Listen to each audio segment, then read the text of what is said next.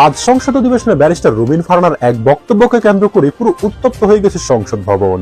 রুমিন ফারহানার উপর কিন্তু সরকারি দলের এমপিরা একেবারে হামলা করে বসেছে। এক পর্যায়ে রণক্ষেত্রে পরিণত হয়েছে পুরো সংসদ ভবন। পুরো বাজেটের সবটাই যদি স্বরাষ্ট্রমন্ত্রীকে দেয়া হয় বা এই মন্ত্রণালয়ে বরাদ্দ দেওয়া হয়, সদস্য প্রস্তাবটা করেন, টাইম ইজ রানিং আপ। তারপরেও কতটুকু উন্নয়ন হবে এই মন্ত্রণালয়ের আমরা জানি না। স্বরাষ্ট্রমন্ত্রী যখন বক্তব্য দেন, রুমিন ফারহানা সমস্ত ক্ষেত্রে একটা বৈপ্লবিক পরিবর্তন দেখতে পেয়েছি, যার জন্য একসঙ্গে দুই মন্ত্রীকে ধুয়ে দিলেন। সংসদে দাঁড়িয়ে এমন বক্তব্য দিলেন ব্যারিস্টার রুমিন ফারহানা, যার পর মুহূর্তেই শুরু হয় তুমুল আলোচনা। দর্শক, আমার দেখা একজন মহিলা যার নাকি বীর পুরুষের মতো সাহস, সে আর কেউ নয়, সে রুমিন ফারহানা, তার কথা বলতেছি। দর্শক, আজ পর্যন্ত আমি দেখিনি যে রুমিন ফারহানা কাউকে তেল দিয়ে কথা বলতেছে, সে সংসদের ভিতর হোক বাইরে হোক। তবে এবার সংসদে যা ঘটিয়েছে তা একেবারে অবিশ্বাস্য কাণ্ড। কথা বাড়াবো না, চলুন সরাসরি আমরা সংসদের ভিতর থেকে ঘুরে আসি এবং দেখে আসি রুমিন ফারহানার সেই অ্যাকশন। তো এ বিষয়ে আপনাদের মতামত জানাবেন যে বরাবরই আপনাদের রুমিন ফারহানাকে কেমন লাগে। সে যে বক্তব্য দিয়েছে নতুন করে, যে রাজনৈতিক মাঠ কাঁপিয়ে দিয়েছে, সেটা আপনার কেমন লেগেছে। তো দর্শক, একটা লাইক দিয়ে কমেন্ট করে চ্যানেলটি সাবস্ক্রাইব করে চলুন বিস্তারিত দেখে আসি। আশা করি সঙ্গেই থাকবেন। বরাদ্দ তারা চেয়েছে 31,098 কোটি 88,15,000 টাকা। মাননীয় স্পিকার, আমি একটু বিনীতভাবে কয়েকটা পরিসংখ্যানের দিকে আপনাদের দৃষ্টি আকর্ষণ করি। মার্চ এবং এপ্রিল মাসে সারা দেশে হত্যাকাণ্ড রেকর্ড করা হয় 605টি। অন্যান্য অপরাধ একই সময় 294টি ছিনতাই, 90টি ডাকাতি, 196টি অপহরণ, 2214টি চুরির ঘটনা, 129টি পুলিশের আক্রান্ত হবার ঘটনা ঘটেছে।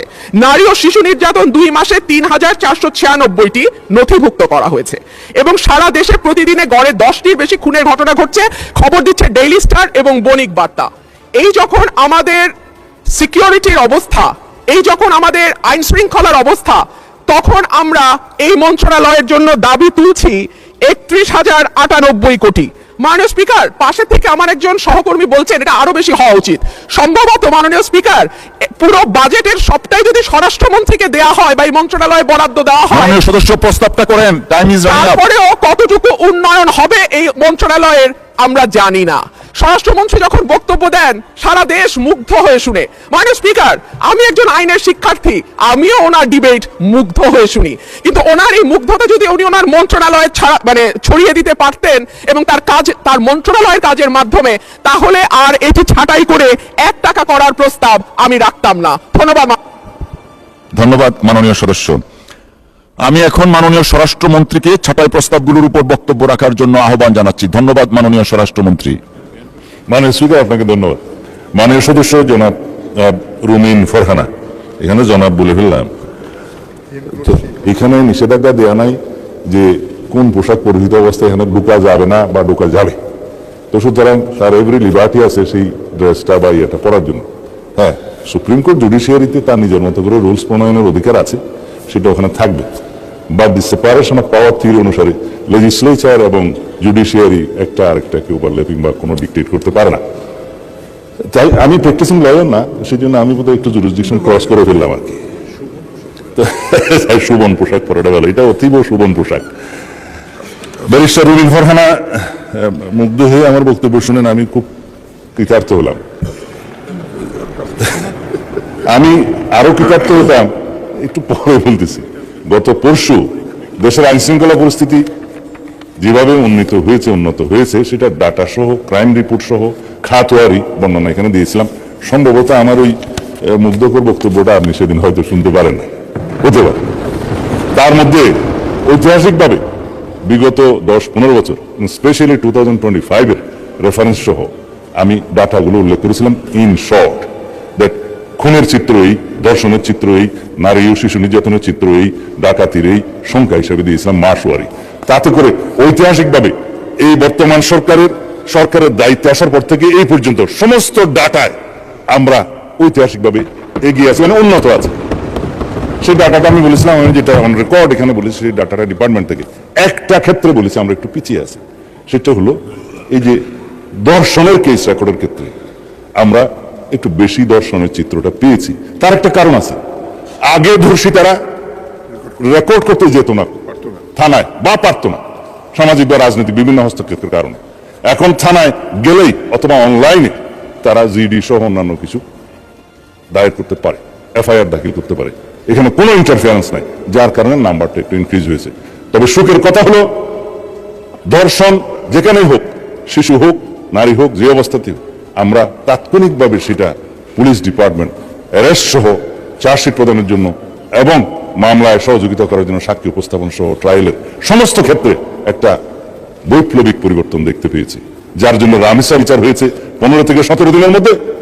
মাননীয় বিরোধী দলের নেতা দাবি করেছেন 15 দিনের মধ্যে বিচার করতে হবে, 17 দিনে বিচার হয়েছে। এটা বাংলাদেশের রেকর্ড। আমরা তোমরা আসামিকে দীর্ঘ 15-17 বছরে যে রেকর্ড নাই, সেই রেকর্ড ভঙ্গ করে আমরা তোমরা আসামি ডিএনএ রিপোর্টের উপর ভিত্তিতে আমরা অ্যারেস্ট করতে সক্ষম হয়েছি মাননীয় স্পিকার।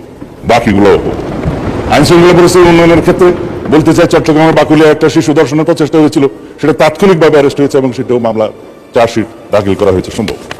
এইভাবে সমস্ত জায়গায় আমি আরেকটা বিষয় উল্লেখ করবো না, যেহেতু আমাদের অ্যাটমসফিয়ারটা খুব ভালো আছে। দলমত নির্বিশেষে দলীয় পরিচয়ের ভিত্তিতে এখানে কোনো পুলিশ কোনো অ্যারেস্ট গ্রেপ্তার করা হয় না, করছে না। অপরাধীকে অপরাধী হিসেবে ট্রিট করছে। সেটা বিরোধী দলীয় পক্ষ থেকে আমরা পেয়েছি।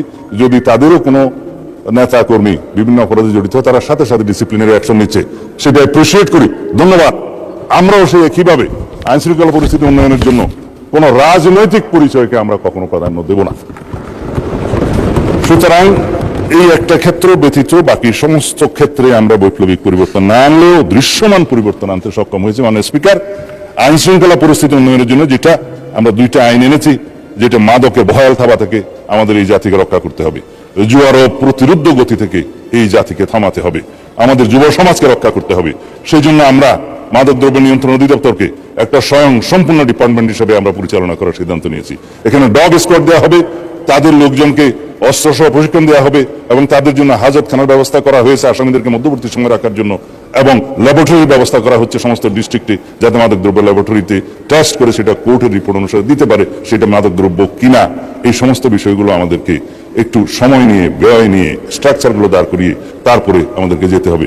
তাদেরকে অত্যাধুনিক অস্ত্র দেওয়া হচ্ছে, কারণ মাদক যারা ব্যবসা করে, চোরাচালান করে সীমান্তে বিভিন্ন জায়গায়, তাদের কাছে সশস্ত্র গ্রুপ আছে। আমাদের নিরস্ত্র মাদক দ্রব্যের যে কর্মচারীরা, কর্মকর্তারা, তাদেরকে বিনা হাতে কোনো দাল তলোয়ার ছাড়া যেতে পারে না, তাদেরকে এইভাবে সশস্ত্র ওয়েল ইকুইপ করা হচ্ছে।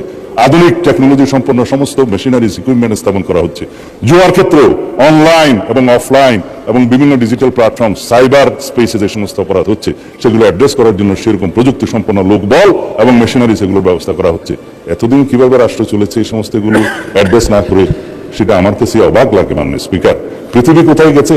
আর আমরা 1867 সনের জুয়া নিয়ন্ত্রণ আইনের উপর দিয়ে আমরা। মাননীয় স্পিকার, আমাদের উত্থাপিত দাবি অনুসারে দাবি নম্বর 20 আপনি দয়া করে মঞ্জুর করবেন। মাননীয় সংসদ সদস্যদের সহযোগিতা কামনা করছি। ধন্যবাদ।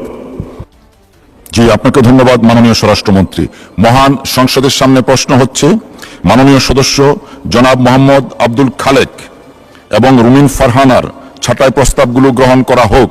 যারা এই প্রস্তাবের পক্ষে আছেন তারা হ্যাঁ বলুন, যারা এই প্রস্তাবের বিপক্ষে আছেন তারা না বলুন। আমার মনে হয় না জয়যুক্ত হয়েছে, না জয়যুক্ত হয়েছে, না জয়যুক্ত হয়েছে। অতএব ছাঁটাই প্রস্তাবগুলো নাকচ করা হলো। সংসদের সামনে প্রশ্ন হচ্ছে, মাননীয় স্বরাষ্ট্রমন্ত্রী জনাব সালাউদ্দিন আহমদের প্রস্তাব মতো স্বরাষ্ট্র মন্ত্রণালয় খাতে মহামান্য রাষ্ট্রপতিকে অনধিক 31,098 কোটি 88,15,000 টাকা মঞ্জুর করা হোক। যারা এই প্রস্তাবের পক্ষে আছেন তারা হ্যাঁ বলুন, যারা এই প্রস্তাবের বিপক্ষে আছেন তারা না বলুন। আমার মনে হয় হ্যাঁ জয়যুক্ত হয়েছে, হ্যাঁ জয়যুক্ত হয়েছে, হ্যাঁ জয়। তো দর্শক, দেখলেন খুব গুরুত্বপূর্ণ প্রতিবেদন। এতক্ষণ আমাদের সাথে থাকার জন্য, দেখার জন্য সবাইকে ধন্যবাদ জানাচ্ছি। দর্শক, এখন এ বিষয়ে আপনাদের মতামত কি একটু কমেন্টের মাধ্যমে জানান। দেখছিলেন সার্বিক বিষয়। তো আজ এই পর্যন্ত শেষ করতে যাচ্ছি। আর হ্যাঁ, আজকে আরও একটা গুরুত্বপূর্ণ ছিল, আজকের নিউজে গুরুত্বপূর্ণ একটা ভিডিও ছিল, যেটা সময়ের অভাবে দেখাইতে পারি নাই। তো আমি মনে করি ভিডিওটি সবার দেখা উচিত, তাই পরবর্তীতে সেটা দেখতে আমরা আপলোড দেব, সেটা দেখতে অবশ্যই চ্যানেলটি সাবস্ক্রাইব করবেন। তো ভালো থাকুন, সুস্থ থাকুন, আল্লাহ হাফেজ।